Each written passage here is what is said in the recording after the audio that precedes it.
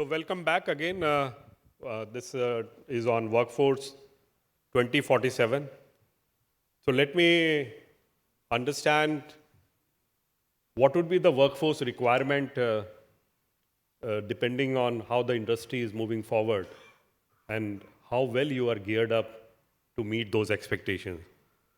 One is on the technology side, the other is on the innovation side, and the third is on the digital part. And the fourth problem that you have, sir, is the gender diversity in chemical sector.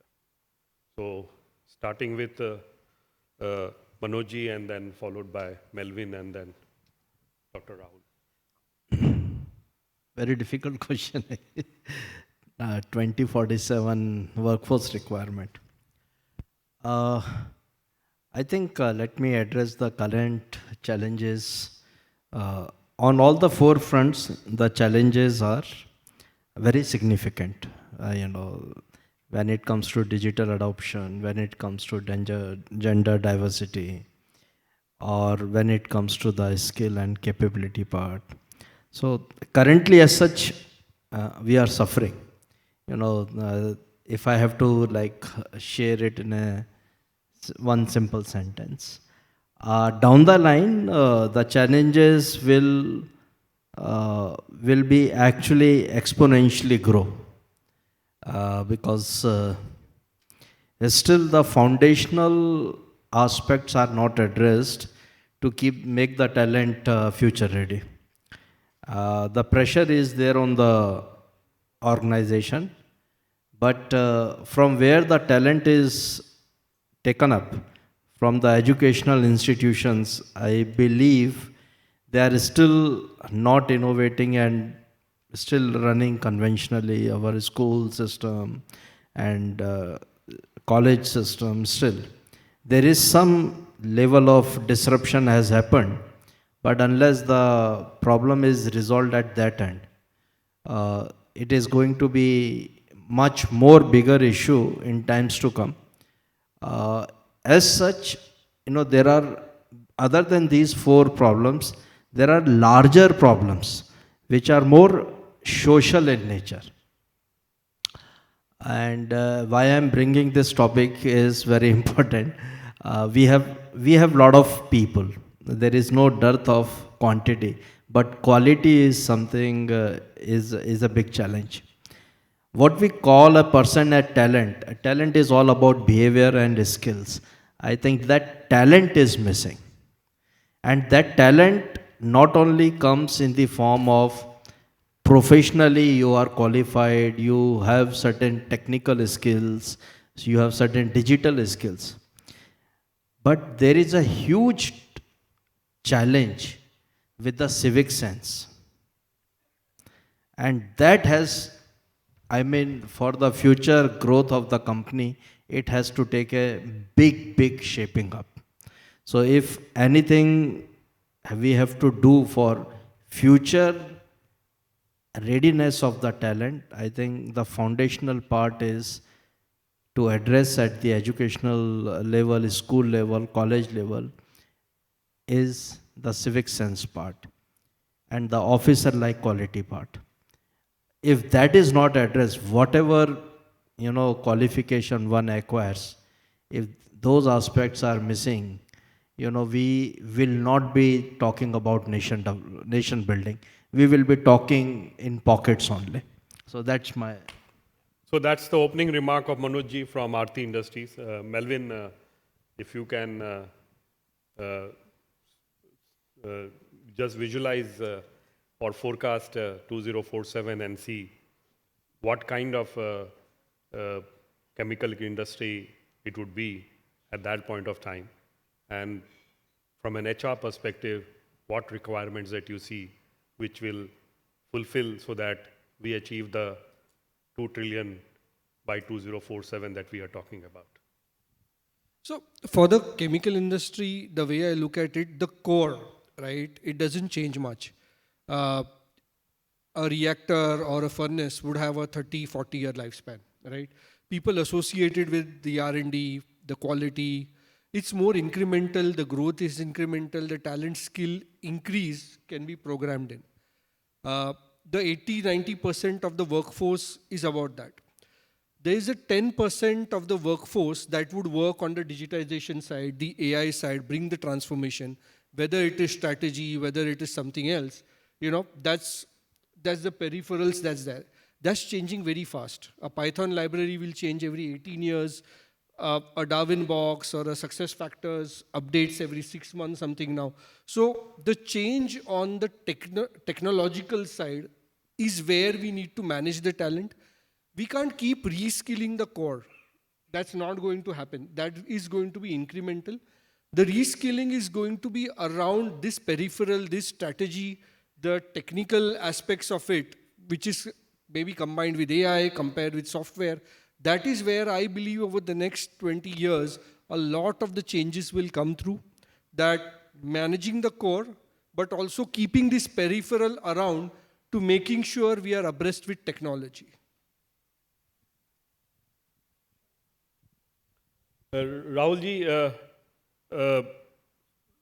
how do you see your, what we can say, engineering institutes catering to the changing demand? Because industry is moving fast, but the syllabuses are changing not in the same fashion as such.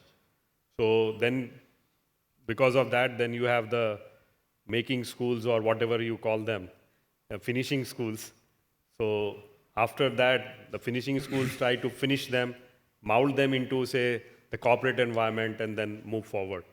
So keeping in view 2047, how are you geared up to see that the children who comes out from your colleges gets absorbed? And nowadays there is also a phenomena that no need for college. People start earning from 15, 16, say there is no need to attend colleges. So that concept is also coming into picture.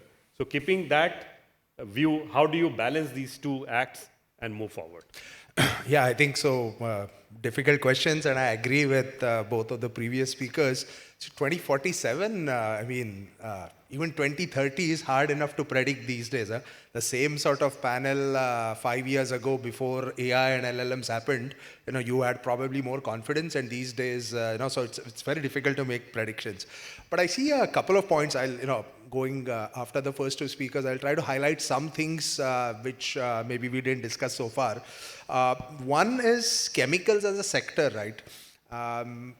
It's a matter of perception, right? You go to high schools and you should be speaking, or I often go to chemical plants and ask a lot of executives what their next generation is going. We have to first acknowledge that we are not an aspirational sector for the young guys. Yeah, wherever it starts. And one thing the sector, and I'll come to, I think there's enough blame on both the sector and the educational side. What's also happening is the top chemical engineers, it's a very heterogeneous market, right? So at one end, I have been involved in several initiatives where you mentor regional colleges, and what has happened in the Dahej belt, I know several great initiatives where companies came together and say, hey, we don't have talent, let's take some people and have our finishing schools, right? So that's one approach, and that probably reflects some flaws in the teaching system, where sometimes you have a candidate often who has a master's degree, but when you start asking questions, they're barely at a 12th standard level. That has happened. On the other end of the spectrum is this high talent situation, right? And where the problem is very different. The problem, and I don't just mean the IITs, but a lot of top colleges, even if you train great chemists or chemical engineers, they're leaving the sector, right? So they're not staying in the sector. And one of the things is the industry has changed, right? A while ago, we were probably doing incremental stuff. Now is the need to innovate.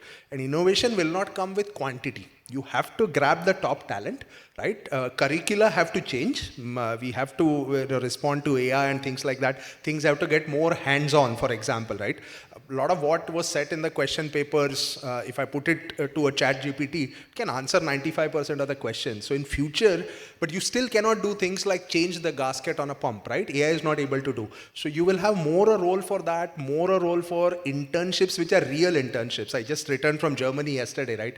That model where there are apprenticeships and a longer collaboration, I think has not happened, right? And so even from the industrial side, coming to a fourth year guy and trying to pick the right guy doesn't seem to work. You have to start identify the guys early on, right? So there's a lot of more tighter collaboration, but at the end of it, I think companies have to go and make a pledge, like whether it's the IIT or a regional college, I want to get the top 5 guys. I will not let IT or other sectors poach them. And we have things in our favor because the way IT is getting affected or consulting, I think chemicals or the traditional sectors still have it strong. But we have to grab the opportunity and get the top, right? Sometimes I see this defeatist thing where people say, oh, I won't come to the top college because the people won't stay or the people won't join. Let's get out of this. And you cannot create innovation without top talent. And go to wherever you have to go. And it's a surprise in some sense that other sectors have figured out how to generate value out of a chemical engineer better than we in the chemical sector have, right? So 4 years the guy is studying chemicals, but then the IT or, it's a difficult problems, not easy to solve. But I think a lot of the answers of how to get a new talent force will lie if we figure out together, both because academia also curricula, a lot of things have to change.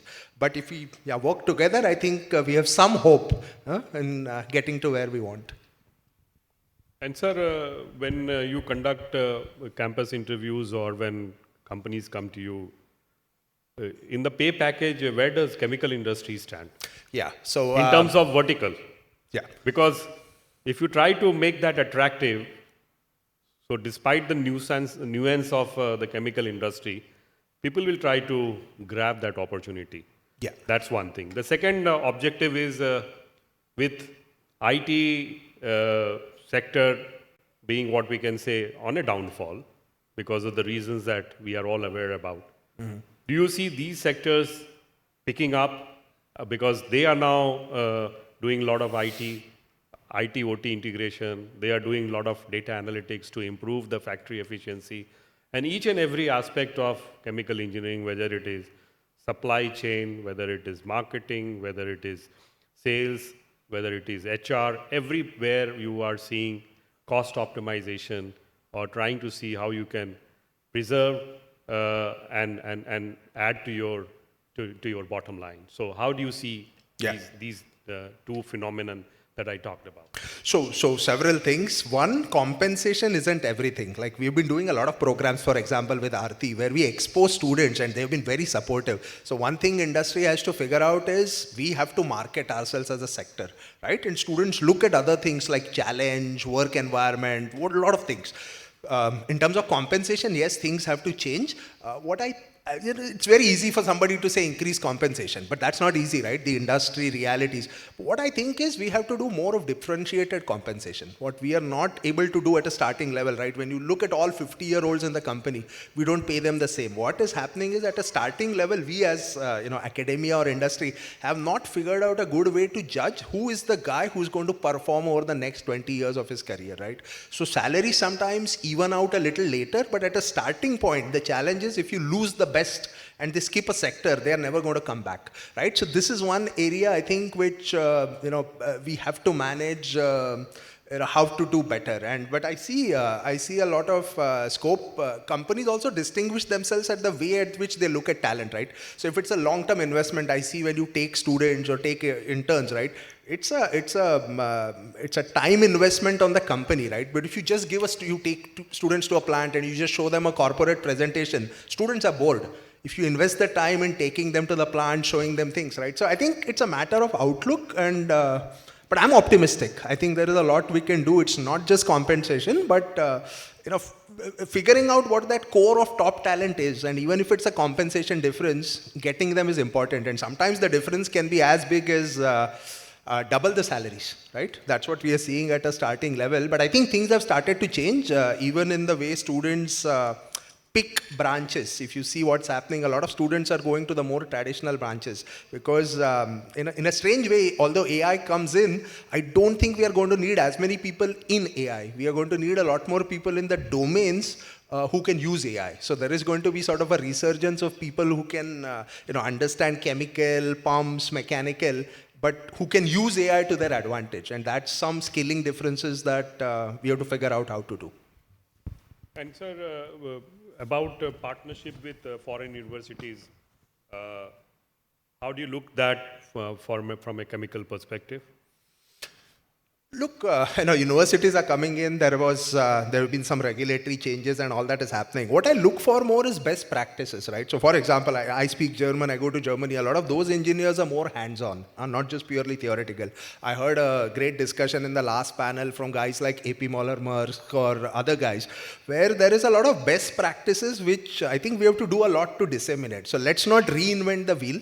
Whatever are the best practices in other places, I think our job is going to be how to Indianize them and figure out how to disseminate. So we have this contradiction where at one end we have all the fantastic digital twins and all that, and at the other end you still have a regional college where somebody may not even be able to do a dilution calculation correctly. And how that persists in the age of AI, I think educators have to become more motivators, evaluators. I think that function is going to change because AI, I mean, ChatGPT essentially knows all the answers. So how do you then get a student at an interview who can barely do basics, forget the high-end innovation? I think that's a problem we are all going to wrestle with. Melvin, there would be huge opportunity for the chemical sector because that is the base sector for all the industries. So, do you see a talent gap in 2047 more on the leadership role or on these new things which are coming up? And how are you preparing yourself or how are you gearing yourself to meet that challenge? Because Epsilon recently doubled its capacity in Karnataka. You are opening up new facilities. You have a center of excellence in US with Tufts University. So there are a lot of things which are happening. On the R&D front, you are moving forward. On the sustainability front, you are moving forward. You are expanding your manufacturing capacity in each and every products that you are thinking of. So that means you need leaders at the top who will then change the way that you are working and help you in increasing your top line. So how are you gearing up to meet those? So at the top, when you're growing this fast, right, an internal pipeline becomes a problem. Sometimes when you're growing this fast, we don't have an internal pipeline and we have to hire. Unfortunately, that leads to two things. One is internal people are unhappy. Okay, someone is coming from outside as a boss. One, definitely the focus is how do we develop internal talent. From the market, we have to just poach, right? The right caliber of talent itself is missing. I would like to add something to what Rahul said. So, in Germany, they have this Fraunhofer model where they have industrial PhDs, right? And what happens is they are on the salary of the company, they take projects. And from the projects itself, they work with the industry, they solve a problem. By the time they graduate and they get their PhDs, they get their doctorates, they know the industry, they've solved a practical problem and they employ them. In our case, what happens is even after they're very good academic chemists, but the practical problems, they have not delivered yet. It takes 3 to 4 years. So we have an R&D lab. We need really good, doctors where we are working on advanced battery materials and stuff, but we don't have the hands-on academia there, right? People who have done it hands-on. That's where we have to go to places like Moosburg, where we have a center and stuff like that, because there even freshers, due to this industrial PhD concept, they are more readily employable. At the top, we are hiring, we are looking at talent management, but I do believe that this fundamental shift, like Rahul mentioned, at the bottom, over a period of time, if the next 15, 20 years can create the cream. But otherwise, we will always have this chicken and egg where, I may be poaching from Aarti or Aarti may be poaching from us, but we'll be just poaching talent from each other until the bottom feed starts getting better. Manoj, recently you got this Gallup X award, and you are the first company, first or second, sir? So you are the first company to get that award from a chemical perspective. So how are you feeling? And now your expectations also would have increased that you now have to do better moving forward because now you are a benchmark for other chemical companies. So what you did, which helped you in winning the award, and now how are you planning to scale it up so that nobody matches you as you move forward? I attach a lot of value to this particular question actually. Uh, on the from the fact perspective, we are the first manufacturing company from India in last 3 decades of Gallup history to get this Gallup Exceptional Workplace recognition. So it is in fact very good for the industry, not only for us, for the sector. And this has happened purely last 7 8 years of effort towards culture building. Culture is a infinite capital actually. If any company to grow sustainably, investment in culture needs to happen in a very focused manner. And we started this work from 2018, and we had some legacy of last 30 years. We leveraged that legacy of our values of care, integrity, and excellence, and we built it our cultural fabric on that. And then we kind of work with people, and now today I can with pride say that everyone in Aarti Industries speak one language. You know, language is a big differentiator whenever we go anywhere because that is where the adoption comes in. That is where the excellence comes in. And when people speak one language, what I mean by one language is what you are teaching to them. Your accountability metrics, your integrity metrics, your high performance vocabulary. People need to adopt as a day in, day out. And when they start doing that work, the outcome is phenomenal. So we can say that everybody in Aarti Industries is an Aarti engaging leader. So we have our own leadership model, which is lot like built by people.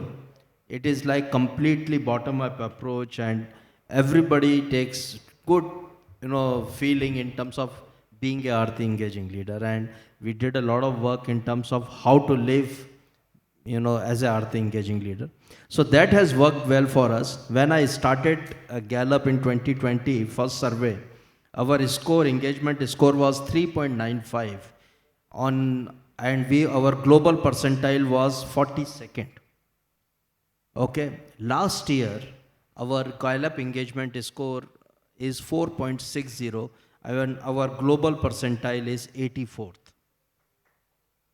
And that is possible only through a very structured work in the area of people engagement, development, growth. I think there is no matrix which is like not has exponentially grow in Aarti on the people front. But it is duly supported by a huge sustainability work, especially in the area of safety and environment. People need to feel safe in working in a chemical environment. It is fundamental.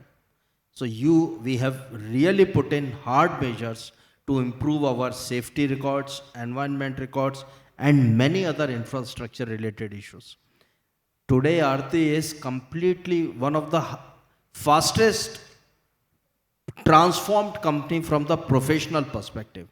2 years back, we have a professional CEO in place, completely professionalized from the org structure point of view, policies point of view. 4 years back, many people have not heard. We were the first one to introduce 5 days week in our factories.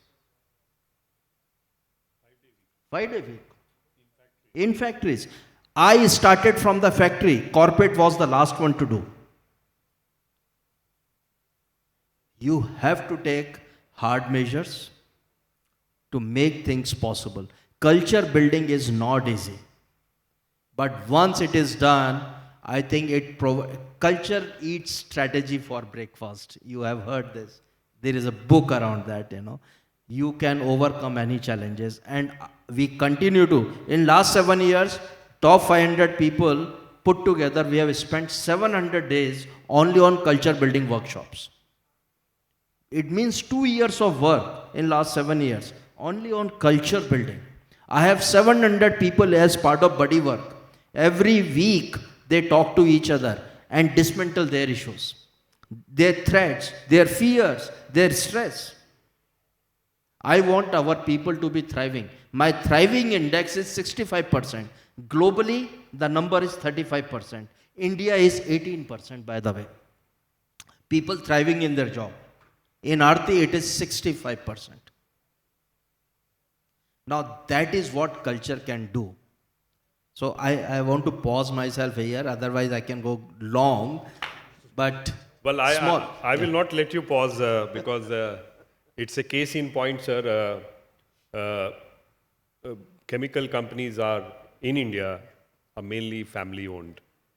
So getting a professional CEO, how easy or difficult it was, because all their sons were in that race to become CEO. But whatever you did, because there would be a lot of cajoling that you would have done to make that happen, and that's what the point that you talked about is the culture part of it, from a family-owned culture to a professional managed culture, how easy or difficult was. I think any culture building, it is easier than said than done. Many people talk about, I have met many promoters, many entrepreneurs in my last 30 years of career, including and I myself have worked in Aditya Birla Group for 19 years, 4 years with Vedanta Resources. I have worked very closely with Agarwal brothers and family-owned companies. My whole life is in family-owned companies. I have never stepped outside of manufacturing. So I have seen many people. I've interacted with many promoters. They say we want to professionalize. Very difficult. I think I was lucky to found a promoters. They said that they want to professionalize and they meant it. I believe the whole credit goes to the wisdom of the family or the promoters of Aarti Industries in making this happen. And I tell you now, as a result, Aarti Industries is the first company to get fully professionalized. We have 6 listed entities. Now the endeavor is to make it replicate the same in all other entities, because huge success is coming out of it. But it needs a systematic work, and it needs a generation also. The second generation has come. They are more like, they are first human then businessman. I'm lucky to have found such partners. They are first human then businessman. My life was relatively easy, in terms of transforming and taking their alignment and taking their sponsorship in many of the strategic initiatives. I tell you something, during pandemic, I have not done any benchmarking studies on this. We paid for 2 years, 3 years, whatever period they disturbed, salary on time, increments on time, promotions on time, bonuses on time. Not a single day delay. If I have a face in front of my people, it should be proven with hard delivery. And that's why people respect, that's why huge credibility comes into that.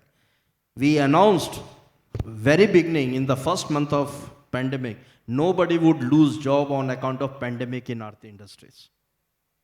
And that has helped so much. Our plants were running smoothly. People were so energized during that period. We never had to face any challenge of any, business continuity. And that is the discretionary effort of people. You have to back them. And sometimes you have to back them with things which sometimes many entrepreneurs miss. So the foundation is very simple. Is you put faith on people, and people then reward you with the faith that you bestow on them. There is no question of not trusting people. We have, I think, if that can establish, Prashant, I think major issues of manufacturing can be much, much better. We need to trust people, we need to back them, and we need to continuously enable them. I take 30 seconds more. Frankly speaking, I have dropped my title of President and CHRO for my employees. My people relate to me as per my declaration. My declaration is 4 years back. I've told them I'm an enabler and a medium for you to realize your vision. And I am a listener. They relate to me as listener, enabler, and medium, not as CHRO and president. You need to cause it actually, The idea is that, and that opportunity is there with everyone actually. But some level of self-motivation, passion is needed to do such kind of very deep work in the life of the people. Melvin, any good examples in Epsilon which you can quote so that people in the audience can learn from it and move forward? So I think right now, as on date, one of the things we are really looking at is we are looking at having an entire AI roadmap, right? And why that is small things, right? I was talking to Vikram, and the things like EAs, your strategy people, stuff like that. There is what you call the digital aspect, there is the human aspect, and there's the interface in between. How do we define that? How do we leverage that to get the next steps going? So today I've just come from a discussion where the heads of the Tufts Institute were giving examples on how we go about this journey. So that is just one aspect of it where, as Epsilon, we are trying to take forward the human-machine interface. I do believe that going forward, AI generates a lot of, there's data, it generates information. How do you translate that information into actionables? And as a chemical industry, you can have process improvement or you can have transformation. What we are trying to do is incubate both, understand where we can have what you call incremental growth and transformational growth. We are setting up our organization also in line with that. So over the next couple of months or more of the year, you would see Epsilon really dwell into this. Apart from that, I think one of the beauty of Epsilon Group itself is the circularity, right? So, right from from coal tar products to carbon black. From carbon black, we are now looking at setting up our own recovered carbon, black plant, going to the market with the blended products. Our plants are virtually, in fact, we give electricity to the grid. We generate our own electricity. We are also looking at battery recycling. We have LICO. And if you look at this entire, whether if it's carbon black, recovered carbon, if it's battery materials, while we are probably one of the few companies outside China who have the patents and the pilot plants to produce the battery materials for India or the world, right? That's again something that at Epsilon, we can deliver. There is a demand. The problem is meeting the scale that China is at and the pricing that China is at, right? And lastly, of course, the recycling aspect of it and the charging aspect. So as Epsilon, if we meet the talent needs to fulfill this, sell this picture, and that is what we would want to do, sell this picture. One of the questions you asked is how do we attract talent as well, right? That's the picture. As Epsilon, it's about circularity. We are at the cutting edge of technology when it comes to battery products. And that I do believe that is the future for Epsilon for us. Thank you, Dr. Rahul. Some year down the line, I do not know when, we might be almost equivalent to China in terms of manufacturing. That is what I think of. Maybe I may be wrong. So to prepare for that, what should be, because a leading institute like IIT, what should be their role so that we we are at par in terms of manufacturing, whatever the good things that they are doing, whether it is the scale, whether it is cutting edge technology, whether it is, teamwork of people. So how do we, and the second aspect was about now with the new education policy, industries can change the syllabus, work together, come out with a package which will be useful for both Epsilon, Aarti and others. So how are you working on that particular model so that we do not need finishing schools? Straight away, whoever comes out gets absorbed by these companies. Yeah, so again, difficult questions. I'll try to. So we've been trying to do some of that. So I mean, places like Aarti, we have extensive collaborations with R&D, Mirik, a lot of guys, a lot of our top guys. One of the challenges is this is not representative, right? So maybe these are companies which are at the forefront. So we figured some things we can do. One of the things is I think there has to be closer ties where industry says, this is the sort of skills I want in a student, right? And it may not be consensus, different sectors will have different views on that. But my opinion is industry has to set a challenge saying, here is my ideal guy.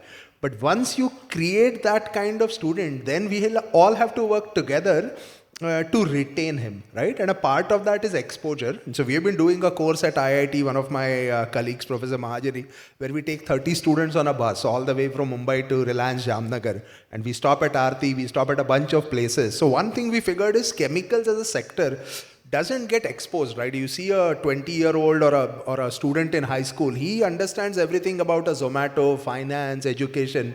We are a relatively opaque sector. So I think we are doing a lot of great things, but those are not always evident to a young guy, right? And we have to invest the time as academia and also as industry, because what happens is most of the high achievers in industry are very busy, because there's always a talent distribution, and whoever is the most dynamic guy or has done a lot of challenging projects is busy, right? His time is valuable. So that takes a bit of management insight to figure out that if you want to enthuse students for the long run, right? So that is the person who has to spend time, right? So that's one part of it.